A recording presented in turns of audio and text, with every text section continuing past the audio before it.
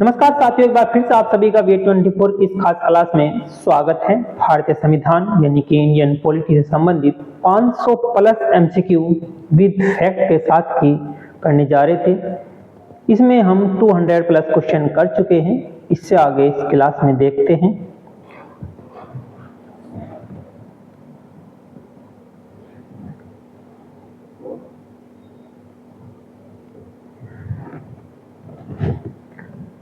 Question दिया हुआ है, भारत में आपातकालीन प्रावधान किस संविधान से लिए गए थे। जो आपातकालीन प्रावधान है हमारे संविधान में आर्टिकल 352 में दिया गया है।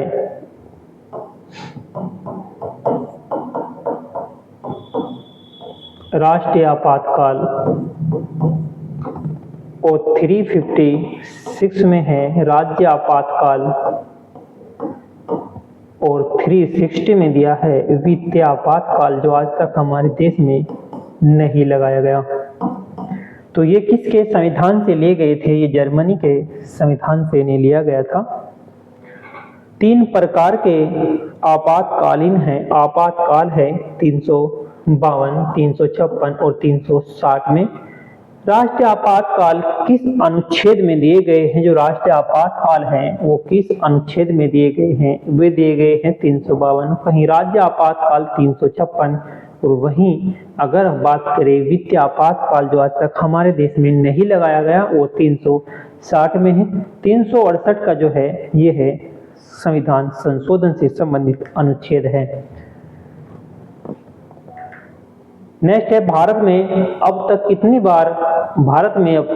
बार राष्ट्रीय आपातकाल लग चुके हैं? भारत में अब तक कितनी बार राष्ट्रीय आपातकाल लग चुके हैं? 3 बार राष्ट्रीय आपातकाल लगे हैं। पहला लगा 1962 चीन युद्ध और फिर लगा 1971 पाकिस्तान युद्ध में और 1975 में लगा आंतरिक अशांति की वजह से लगाया गया। 1975-77 का जो आपातकाल सबसे विवाद में रहा और जो आर्टिकल 352 के तहत किया जाता है। राज्य आपातकाल किस अनुच्छेद में लगाए जाते हैं जिसे राष्ट्रपति शासन लगते हैं? वो है 356। राज्य में जब संवैधानिक तंत्र विफल हो जाए तब राज्यपाल के अनुग्रह पर, राज्यपाल की सिफारिश पर तब जाकर राष्ट्रपति शासन लगता है। राज्य आपातकाल की अवधि प्रारंभ में कितनी होती है? प्रारंभ में 6 माह की होती है, लेकिन अवधि इसकी जो है 6 माह की होती है, लेकिन ये 3 वर्ष तक बढ़ाया जा सकता है। पहली बार अवधि 6 माह की है। संसद की अनुमति से अधिकतम 3 वर्ष हो सकता है। ये समय सीमा कब तय की गई थी? 1978 में की गई थी। 44वां संविधान संशोधन तब हुआ था। वित्तीय आपातकाल किस अनुच्छेद में है? वित्तीय आपातकाल अनुच्छेद 360 में दिया गया है। अब तक कभी लागू नहीं किया गया। इसमें क्या होता है? राष्ट्रपति वेतन, सरकारी खर्चे नियंत्रण कर लिए जाते हैं, लेकिन आज तक इसकी आवश्यकता नहीं पड़ी। आपातकाल की घोषणा कौन कर सकते हैं? आपातकाल की घोषणा करते हैं राष्ट्रपति। राष्ट्रपति आपातकाल की घोषणा करते हैं मंत्रिपरिषद की लिखित सलाह पर करते हैं। संसद की स्वीकृति इसमें आवश्यक होती है। आपातकाल में किस मौलिक अधिकार को निलंबित नहीं किया जा सकता? आपातकाल लगने पर कौन सा मौलिक अधिकार है जिसे निलंबित नहीं किया जा सकता? वो है आर्टिकल 20 और 21। नेक्स्ट है 20 दंड प्रक्रिया और अनुच्छेद 21 है जीवन और स्वतंत्रता। 44वां संशोधन 1978 से ये प्रावधान किया गया। बाकी अधिकार जो होते हैं निलंबित हो सकते हैं। 1975 का आपातकाल किस आधार पर लगाया गया था?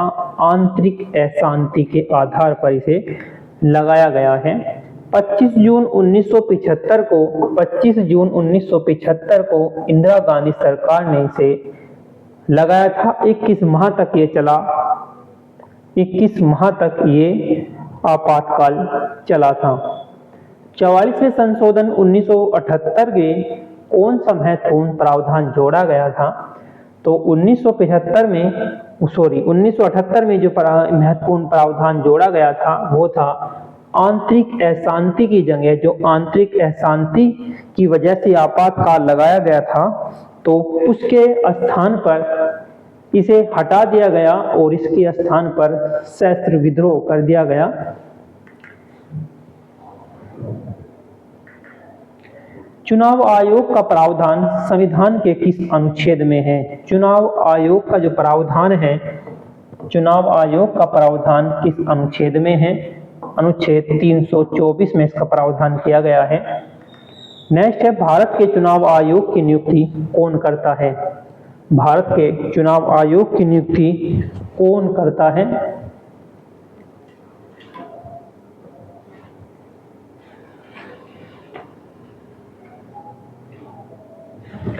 भारत के चुनाव आयोग की नियुक्ति कौन करता है? राष्ट्रपति। राष्ट्रपति करता है भारत के चुनाव आयोग की नियुक्ति। भारत का पहला मुख्य चुनाव आयुक्त कौन था? सुकुमार चंद्र सेन। 1950 में नियुक्त किया गया। स्वतंत्र चुनाव की परंपरा की शुरुआत की गई और चुनाव आयोग की यहाँ से नींव पड़ी। चुनाव आयोग किस प्रकार की संस्था है?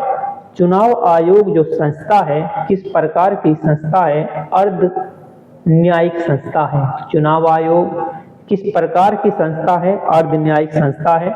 चुनाव आयोग अर्ध न्यायिक निकाय है। चुनाव विवादों का निर्णय है। स्वतंत्र निष्पक्ष चुनाव सुनिश्चित करता है। भारतीय चुनाव आयोग का जो मुख्यालय है वो कहाँ है? वो है दिल्ली में। भारतीय चुनाव आयोग का जो मुख्यालय है नई दिल्ली में है। 25 जनवरी को राष्ट्रीय मतदाता दिवस मनाया जाता है। 25 जनवरी को स्वतंत्र संवैधानिक निकाय है, ये स्वतंत्र संवैधानिक निकाय है। भारत में मतदान की न्यूनतम जो आयु क्या है? न्यूनतम आयु 18 वर्ष है, पहले 21 वर्ष थी। 61वां संविधान संशोधन के माध्यम से जो 1988 में हुआ था, इसमें 21 वर्ष से घटाकर 18 वर्ष कर दी थी। किस आर्टिकल के द्वारा इसे रखा गया है? आर्टिकल 326 में। लोकतंत्र में युवा सहभागिता। चुनाव आयोग का जो कार्यकाल है वो कितने वर्ष का होता है? चुनाव आयोग का कार्यकाल जो होता है, चुनाव आयोग का जो कार्यकाल है 6 वर्ष या फिर 65 वर्ष, जो भी पहले हो तब तक होता है। स्वतंत्र संस्था के लिए निश्चित अवधि है। और चुनाव आयोग कितने प्रकार के चुनाव कराता है? चुनाव आयोग जो कराता है लोकसभा, राज्यसभा, सभी चुनाव लोकसभा, राज्यसभा, राष्ट्रपति, उपराष्ट्रपति, विधानसभा, यानी कि सभी चुनाव कराता है। नेक्स्ट है, किसके द्वारा कराता है? आर्टिकल 324 के द्वारा। नेक्स्ट है, भारत में ईवीएम इलेक्ट्रॉनिक वोटिंग मशीन का पहली बार जो प्रयोग हुआ वो कब किया गया था? 1982 में किया गया था पहली बार प्रयोग। 2004 से सभी चुनाव में व्यापक उपयोग किया गया। पारदर्शिता और गति सुनिश्चित करता है ईवीएम। वीवीपीएटी मशीन का पूर्ण रूप क्या है? वीवीपीएटी मशीन का पूर्ण रूप क्या है?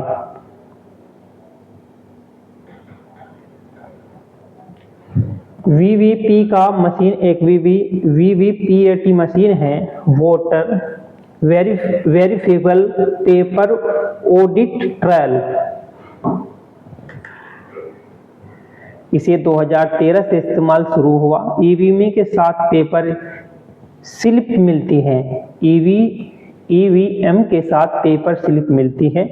पारदर्शिता और विश्वास को ये इससे बड़ा है।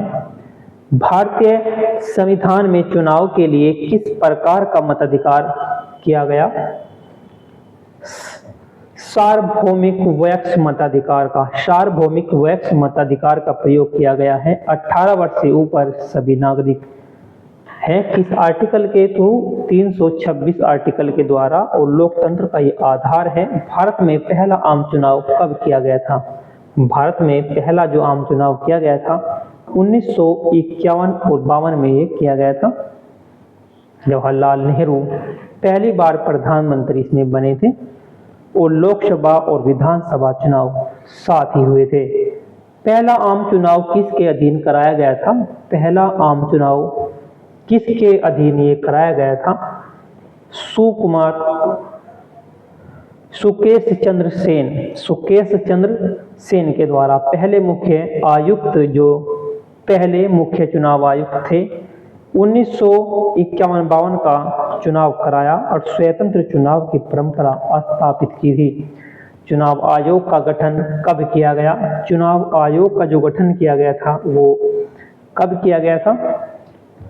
चुनाव आयोग का गठन किया गया था 25 जनवरी 1950 में किया गया था। 25 जनवरी को राष्ट्रीय मतदाता दिवस के रूप में मनाया जाता है। किस आर्टिकल के द्वारा? 324। नेक्स्ट है, भारत में नाटो विकल्प कब शुरू किया गया? 16 नोटा। भारत में जो नोटा विकल्प है वो कब शुरू किया गया था? वो किया गया था 2013 में। नोटा विकल्प, नोटा का मतलब है हम किसी को वोट देना नहीं चाहते, हमारे हिसाब से हमारी इच्छा के अनुसार जिसे हम चाहते हमारा कोई प्रत्याशी वो नहीं है, तो उस प्रकार से हम एक विकल्प आया नोटा विकल्प, तो ये 2013 से शुरू कर दिया गया। यानी कि वोटर को अस्वीकार करने का अधिकार है कि मैं किसी को वोट देना ही नहीं चाहता। 2013 में सुप्रीम कोर्ट के आदेश से। पंचायतों को संवैधानिक दर्जा किस संशोधन से दिया गया? पंचायतों को संवैधानिक जो दर्जा दिया गया है किस संशोधन के माध्यम से दिया गया? 73वें संशोधन के माध्यम से दिया गया। इसे 11वीं अनुसूची में रखा गया। कब रखा गया था? 1992 में रखा गया था। 1992 में। इसके अंदर 29 विषय है जिस पर ये कानून बनाने का अधिकार इन्हें मिला है। आर्टिकल 243 में इन्हें रखा गया है। नगर निकाय को संवैधानिक दर्जा किस संशोधन से मिला है? 74वां संशोधन हुआ था 1992 में हुआ था, लेकिन लागू हुआ था 1993 में। और इसके अंतर्गत जो नगर निकाय के अंतर्गत 18 विषय थे इस पर कानून बना सकते थे। किस आर्टिकल के थ्रू? यानी कि आर्टिकल 243 से लेकर 243 और 12वीं अनुसूची में से रखा गया। पंचायती राज का उल्लेख संविधान के किस भाग में है? भाग 9 में। पंचायती राज का उल्लेख संविधान के किस भाग में है? 9वें भाग में है। आर्टिकल 243 से लेकर 243 तक। ग्राम पंचायत से जिला परिषद तक है। नगर निकाय का उल्लेख संविधान के किस भाग में किया गया? नगर निकाय का जो उल्लेख है, नगर निकाय का उल्लेख संविधान के किस भाग में किया गया? भाग 9A में। भाग 9A में किया गया 12वीं अनुसूची में। किस आर्टिकल के द्वारा? 243 से लेकर 243 तक। 73वां संशोधन कब किया गया था? 73वां संशोधन किया गया था 1992 में। 24 अप्रैल 1993 से इसे लागू किया गया था। पंचायत व्यवस्था लागू की गई 24 अप्रैल को। राष्ट्रीय पंचायत दिवस मनाया जाता है 24 अप्रैल को। 74वां संशोधन कब किया गया था? 74वां संशोधन भी किया गया था 1992 में ही, और 1993 से लागू हुआ 93 से, और संशोधन जो किया गया था वो 92 में किया गया था। लागू हुआ था 1 जून 1993 से लागू किया। नगर निकाय संवैधानिक संस्था बने और नगर निगम, नगर परिषद और नगर पालिका से संबंधित थी। पंचायतों के चुनाव कौन कराता है? पंचायतों के चुनाव कराता है राज्य निर्वाचन आयोग। राज्य निर्वाचन आयोग पंचायतों के चुनाव कराता है। किस आर्टिकल में? आर्टिकल 243 में कराता है। नगर निकाय के चुनाव कौन कराता है? नगर निकाय के चुनाव कराता है राज्य निर्वाचन आयोग। नेक्स्ट है, किस आर्टिकल में? 243 ZA में रखा गया है। शहरी स्थानीय निकायों के चुनाव हैं।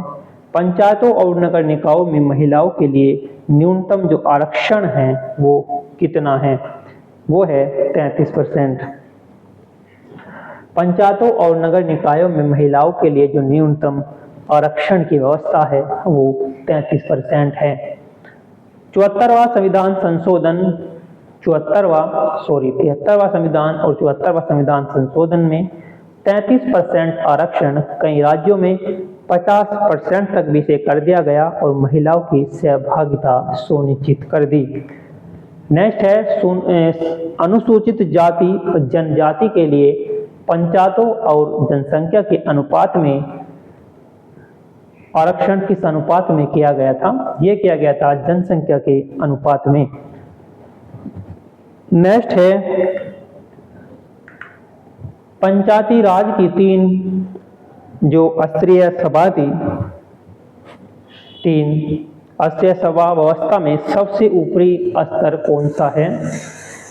तो सबसे ऊपरी स्तर है जिला परिषद। ऑप्शन नंबर इसका सी है, जिला परिषद है।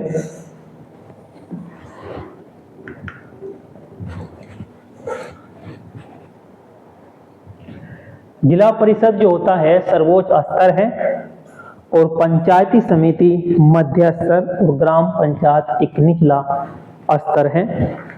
नेक्स्ट है पंचायतों में सीटों का आरक्षण किस अनुच्छेद में किया गया? पंचायतों में जो सीटों का आरक्षण है वो किस अनुच्छेद में किया गया है?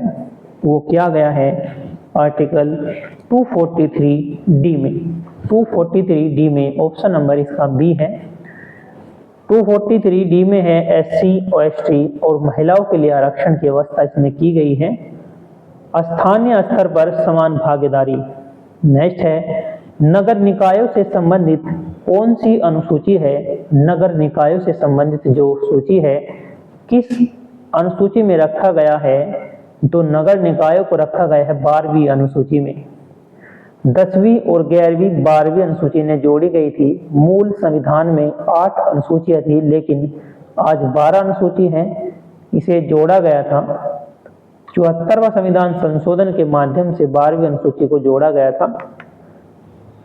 इसके अंतर्गत 18 विषय है जिस पर ये कानून बना सकती है। शहरी स्वशासन से ये जुड़ी संस्था है। पंचायतों से संबंधित कौन सी अनुसूची है? पंचायतों से संबंधित कौन सी अनुसूची है? 11वीं अनुसूची है। 73वें संविधान संशोधन के माध्यम से इसे जोड़ा गया था। नेक्स्ट है इसके अंतर्गत कितने विषय हैं? इसके अंतर्गत 29 विषय दिए गए हैं। नेक्स्ट है पंचायती राज समिति। पंचायती राज समिति 1957 का अध्यक्ष कौन था? तो पंचायती राज समिति का अध्यक्ष था बलवंत राय मेहता समिति। बलवंत राय मेहता समिति ऑप्शन नंबर ए है।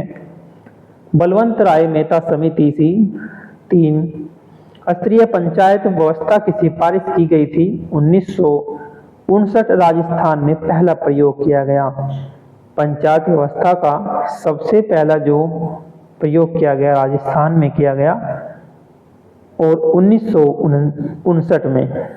अशोक मेहता समिति 1977 ने कितने स्तरीय पंचायती व्यवस्था की सिफारिश की थी? 3 स्तर से।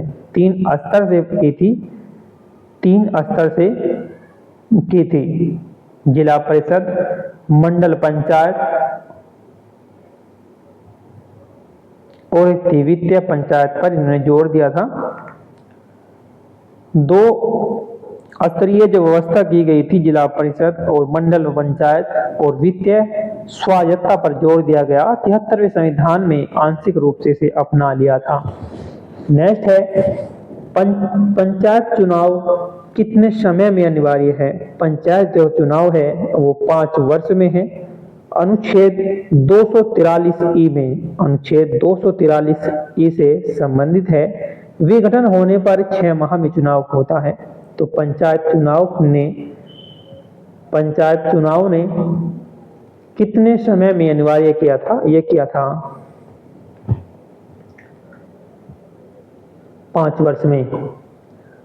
हर पांच वर्ष में चुनाव होता है अनुच्छेद 243 के माध्यम से, और विघटन होने पर 6 माह में हो जाता है। नेक्स्ट है नगर निकाय। नगर निकाय चुनाव कितने समय में अनिवार्य है? नगर निकाय चुनाव जो है 5 वर्ष में ही अनिवार्य है। ऑप्शन नंबर इसका सी है। किस अनुच्छेद के तहत? 243 के तहत। 243 के तहत है लोकतांत्रिक संरचना की गारंटी है। तो 5 वर्ष में होता है, अनुच्छेद 243 से होता है, और लोकतांत्रिक संरचना की ये गारंटी है। पंचायती राज व्यवस्था पहली बार किस राज्य में लागू की गई थी? तो पंचायती राज व्यवस्था 2 अक्टूबर क्या दिन है? 2 अक्टूबर को महात्मा गांधी जी की जयंती मनाई जाती है। तो 2 अक्टूबर 1959 को राजस्थान के नागौर जिले में शुरू हुआ, बाद में आंध्र प्रदेश में भी बलवंत राय मेहता की सिफारिश पर 2 अक्टूबर 1959 को नागौर राजस्थान में किया गया, और बाद में आंध्र प्रदेश में किया गया बलवंत राय मेहता समिति की सिफारिश पर। नगर निकायों का सर्वोच्च निकाय कौन सा है? नगर निकायों का सर्वोच्च निकाय कौन सा है? तो इसका ऑप्शन नंबर सी है, नगर निगम। नगर निगम बड़े शहरों के लिए है, महापौर प्रमुख होता है। 12वीं अनुसूची में ये कार्य किए गए हैं। 18 विषय इसके अंतर्गत आते हैं। ग्राम सभा का उद्देश्य जो है ग्राम सभा का उल्लेख किस अनुच्छेद में किया गया है? ग्राम सभा का जो उल्लेख है किस में किया गया है? ये किया गया है अनुच्छेद 243 में। अनुच्छेद 243 में से किया गया है।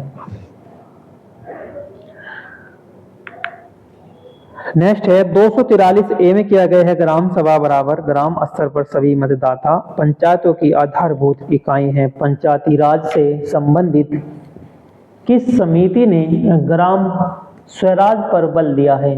ग्राम पंचायती राज से संबंधित किस समिति ने ग्राम स्वराज पर बल दिया है? तो ये दिया है, किसके द्वारा दिया गया? ये बल दिया गया था गांधी जी की अवधारणा पर।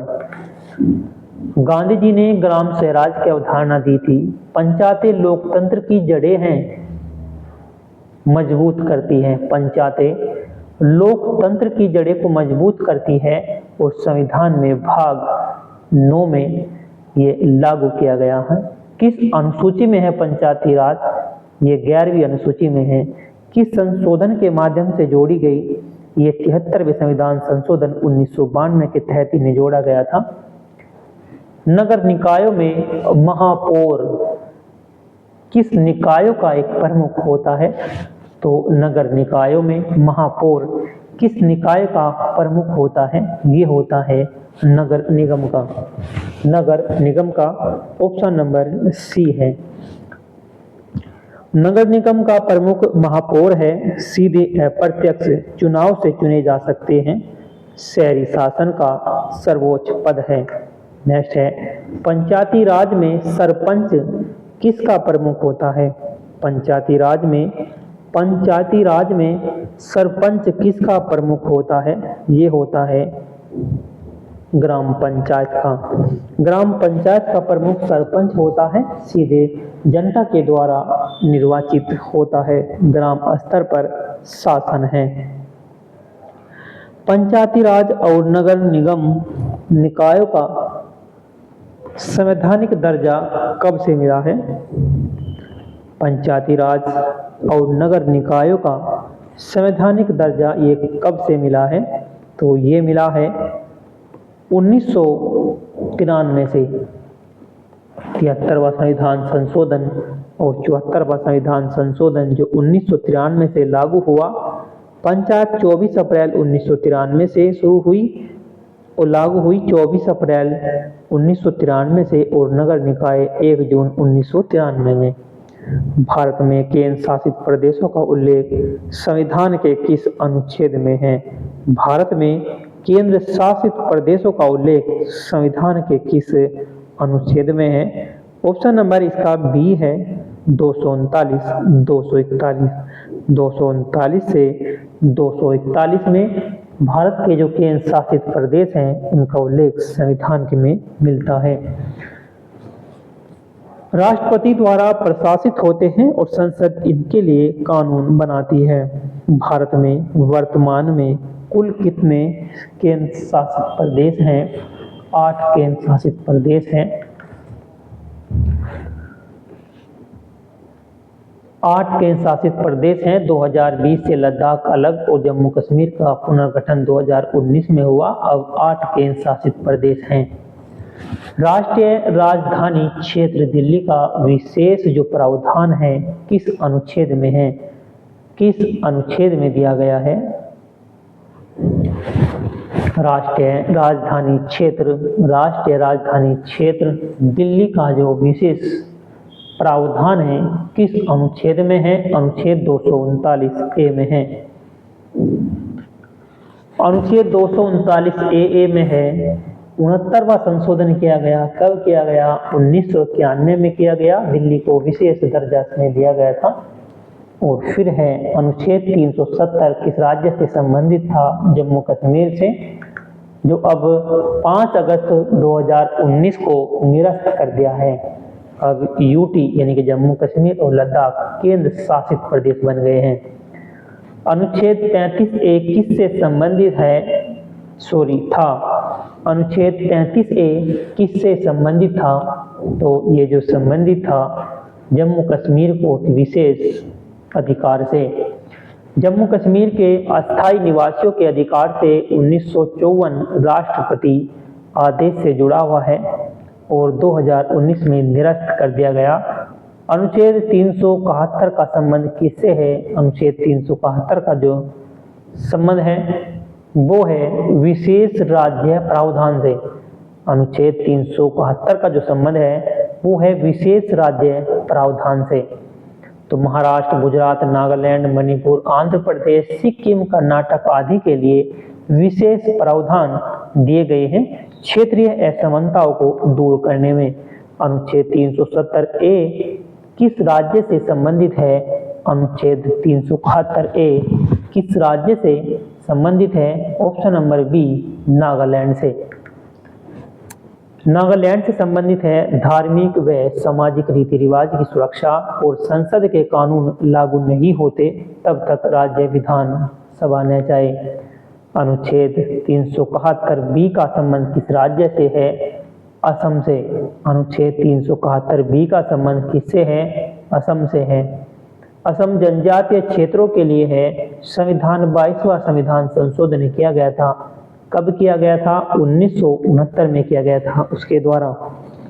अनुच्छेद 371 सी का संबंध किस राज्य से है? वो है मणिपुर से। ऑप्शन नंबर बी है मणिपुर से है। जनजातीय क्षेत्र परिषद की व्यवस्था राष्ट्रपति को विशेष शक्तियां प्राप्त है।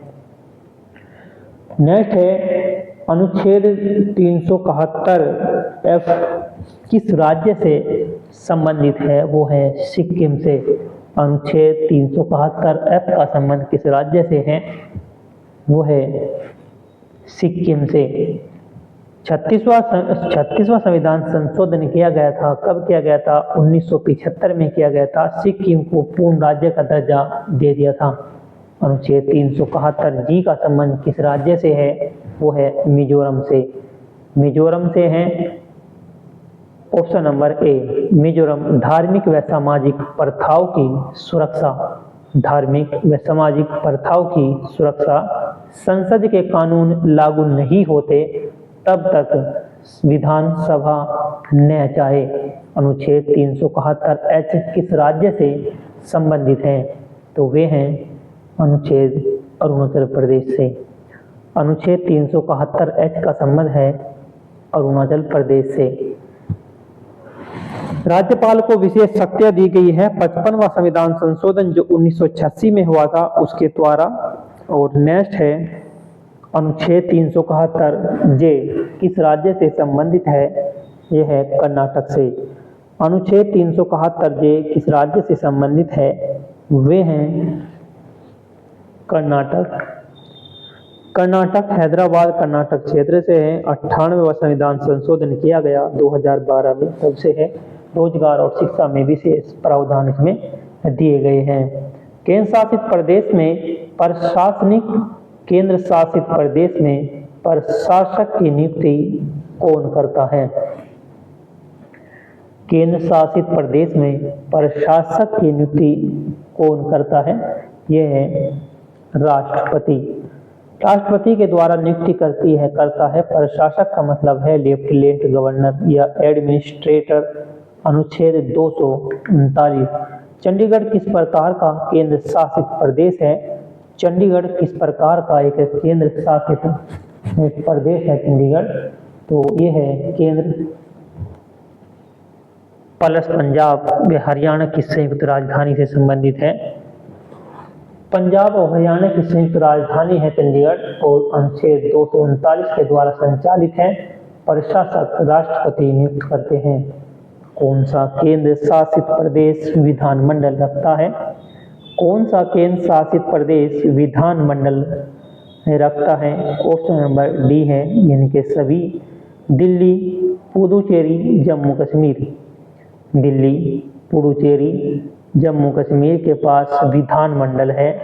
आर्टिकल 239 ए और आर्टिकल 239 ए के थ्रू सीमित विधायी सत्ता इसमें दी गई है। जम्मू कश्मीर का पुनर्गठन किस वर्ष किया गया? जम्मू कश्मीर का जो पुनर्गठन किया गया वो कब किया गया? 5 अगस्त 2019 को किया गया। 370 जो इसमें धाराएं थी वो भी निरस्त कर दी गई। जम्मू कश्मीर या लद्दाख अब यूटी बन गए हैं।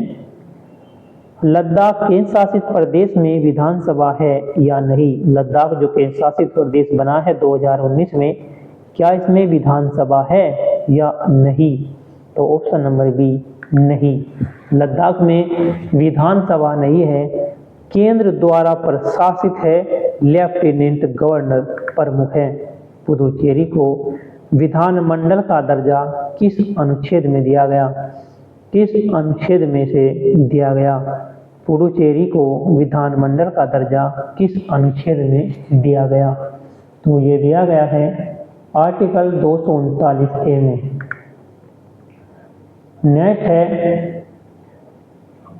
नेक्स्ट दिया हुआ है पुडुचेरी में विधानसभा और मंत्रिपरिषद। 14वां जो संविधान संशोधन किया गया 1962 से। दिल्ली विधानसभा का गठन किस संशोधन में किया गया? तो ये किया गया दिल्ली विधानसभा का गठन किस संशोधन में किया गया? 69वां संशोधन किया गया। कब किया गया? 1991 में। आर्टिकल 239 ए में दिल्ली को विशेष दर्जा प्राप्त किया गया। नेक्स्ट है, कौन सा अनुच्छेद कहता है, क्या कहता है कि संसद नए राज्य का गठन कर सकती है? तो वो कहता है अनुच्छेद 3। आर्टिकल 3 में संसद के द्वारा राज्य का गठन होता है। सीमा में परिवर्तन हो सकता है, नामों में बदलाव चेंज हो सकते हैं। संसद को यह अधिकार दिया गया है। नेक्स्ट है, गोवा को पूर्ण राज्य का दर्जा कब मिला था? गोवा को पूर्ण राज्य का दर्जा जब मिला था वो था 30 मई 1987। 30 मई 1987, ऑप्शन नंबर सी। 30 मई 1987 को मिला था गोवा में। गोवा भारत का 25वां राज्य बना, पहले केंद्र शासित प्रदेश था। केंद्र सरकार केंद्र शासित प्रदेशों की सूची किस अनुसूची में है? केंद्र शासित प्रदेशों की सूची किस अनुसूची में है? तो कितनी अनुसूची हमारे संविधान में? 12 अनुसूची है।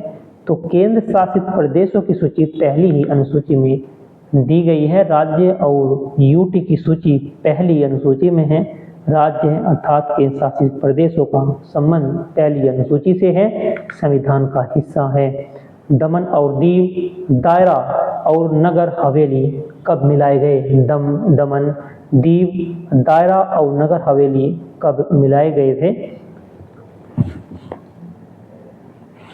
26 जनवरी 2020 को मिलाए गए थे। 26 जनवरी 2020 को एकीकृत केंद्र शासित प्रदेश बना। एकीकृत केंद्र शासित प्रदेश बना अब दादरा और नगर हवेली और दमन दीव है। लक्षद्वीप केंद्र शासित प्रदेश का प्रशासन कौन करता है, कौन देखता है? लक्षद्वीप केंद्र शासित प्रदेश का जो प्रशासन है कौन देखता है? वो देखता है प्रशासक, एडमिनिस्ट्रेटर। प्रशासक राष्ट्रपति नियुक्त करता है, विधानसभा नहीं। अनुच्छेद 239 के अंतर्गत संघ लोक सेवा आयोग यूपीएससी का प्रावधान संविधान के किस अनुच्छेद में है? अनुच्छेद 315 है। 315 में है ऑप्शन नंबर ए। अनुच्छेद 315 में है केंद्र और राज्यों में लोक सेवा आयोग का प्रावधान किया गया है। यूपीएससी संवैधानिक निकाय है। यूपीएससी अध्यक्ष की नियुक्ति कौन करता है? करता है राष्ट्रपति। यूपीएससी जो अध्यक्ष होते हैं इस आयोग के स्वतंत्र निकाय हैं। इसके जो अध्यक्ष इसकी नियुक्ति करते हैं वो करते हैं राष्ट्रपति। यूपीएससी अध्यक्ष और सदस्य राष्ट्रपति की नियुक्ति करता है अनुच्छेद 316 में। अनुच्छेद 316 के तहत और जो स्वतंत्र संस्था है यूपीएससी के अधीन अध्यक्ष का जो कार्यकाल वो होता है 6 वर्ष या फिर 65 वर्ष, जो भी पहले हो वो आयु तक होता है यूपीएससी के अध्यक्ष का। नियंत्रक महालेखा परीक्षक जिसे कैग कहा प्रावधान किस अनुच्छेद में है? यह है अनुच्छेद 148 में। ऑप्शन नंबर इसका ए राइट आंसर है। नियंत्रक एवं महालेखा परीक्षक का जो प्रावधान है किस अनुच्छेद में है? 148 ए में। नेक्स्ट है भारत के प्रथम सीएजी यानी कि महानियंत्रक जो हैं वे कौन थे? उनका नाम था वी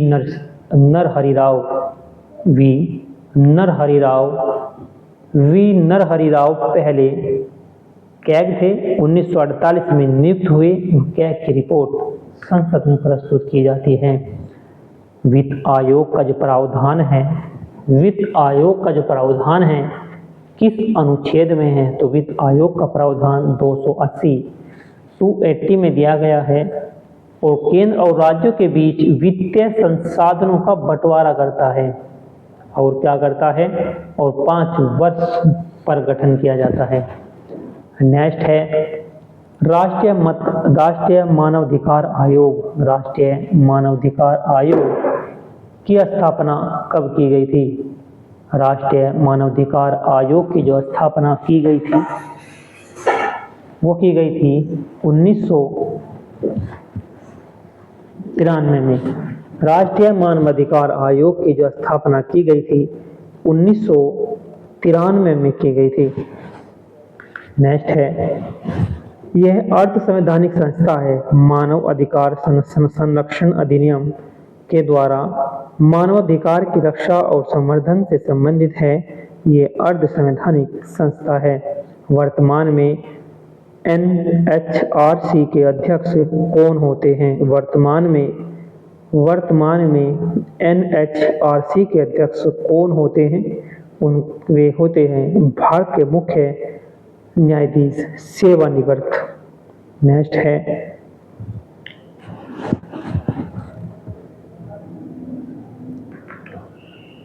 राष्ट्रीय महिला आयोग की स्थापना कब की गई? राष्ट्रीय महिला आयोग की जो स्थापना है वो कब की गई? राष्ट्रीय महिला आयोग की स्थापना कब की गई? ये की गई 1992 में। राष्ट्रीय महिला आयोग की स्थापना कब की गई? 1992 में की गई। राष्ट्रीय अल्पसंख्यक आयोग कब स्थापित हुआ? राष्ट्रीय अल्पसंख्यक आयोग कब स्थापित हुआ? 1992 में हुआ। राष्ट्रीय अल्पसंख्यक आयोग 1992 में स्थापित हुआ। इसमें मुस्लिम, सिख, ईसाई, बौद्ध, पारसी, जैन शामिल किए गए। भारत में चुनाव आयोग का प्रावधान किस अनुच्छेद में है? भारत में चुनाव आयोग का जो प्रावधान है किस अनुच्छेद में है? 324 में। यूपीएससी की रिपोर्ट किसे प्रस्तुत की जाती है? यूपीएससी की जो रिपोर्ट है वो किसे प्रस्तुत की जाती है? राष्ट्रपति को की जाती है। यूपीएससी की रिपोर्ट राष्ट्रपति को भेजी जाती है। राष्ट्रपति संसद में रखते हैं और अनुच्छेद 323 में ये वर्णित है। कैग की रिपोर्ट किसे सौंपी जाती है? कैग की रिपोर्ट भी राष्ट्रपति को ही सौंपी जाती है। कैग की रिपोर्ट राष्ट्रपति को सौंपी जाती है। राष्ट्रपति संसद में रखते हैं और संसद की पब्लिक अकाउंट्स कमेटी जांच करती है।